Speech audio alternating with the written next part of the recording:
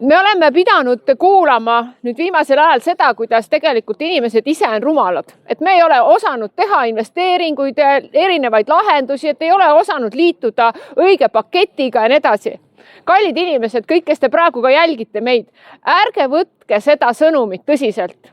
See on valitsuse sõnum teile, et ennast puhtaks rääkida sellest olukorrast, kuhu täna Eesti ja Eesti inimesed on jõudnud.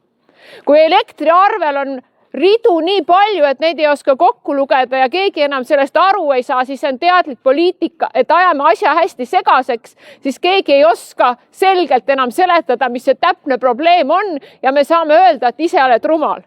Me oleme olukorras, kus Eesti inimesed peaksid hakkama esimesest klassist peale õppima energeetikat, et täiskasvanuks saades oskaks mees valida, milline on parim lahendus tema kodule, et peret saaks soojas hoida ja oleks võimalik elada nii, et iga hommiku ei peaks värisema selle eest, milline on elektriarve.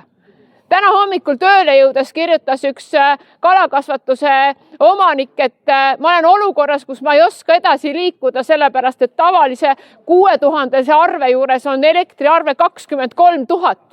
Need on sellised numbrid, mis tegelikult avalduvad meie kõigi elus. Et see jutt, et midagi ei saa teha ja põlevkivi on loodusele väga kurnav, ei päde, kui seal elektriarve peal on käibemaks, aksiis, mis juba kevadel tõuseb, siis need on asjad, mida tegelikult valitsus saab kohe ja täna teha oma inimeste heaks. Sellistes olukordades on tegelikult väga selge peegel see, kas valitsus on inimeste või nii-öelda küüntega enda poolel.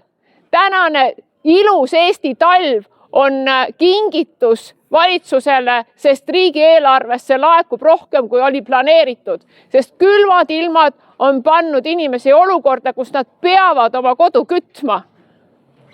Kujutage ette seda pereisa, kes tuleb hommikul üles ja vaatab, kuidas tema lapsed magavad ja ta mõtleb õudusega, milline on elektriarve, et need lapsed saaksid toas soojas magada. Ja mida ta peab tegema, kui see elektriarve on täpselt sama suur, kui on tema kuupalk. Ma tulin täna hommikul bussiga tööle, kus tüdruk räägib, et isa sai 500 eurot palka ja 500 eurot on elektriarve ja õega arutavad noored inimesed ja nad on täiesti ummikus oma arutelus, sest nad ei tea, mida teha selles olukorras. Kuhu minna või kellelt abi küsida. Need on tänased meie inimeste lood, täpselt kõik meie keskel. Ja kui Keskerakond teeb valitsusele ettepaneku, tehke kohe midagi, siis see on kas populism või te ei saa asjadest aru või nii edasi.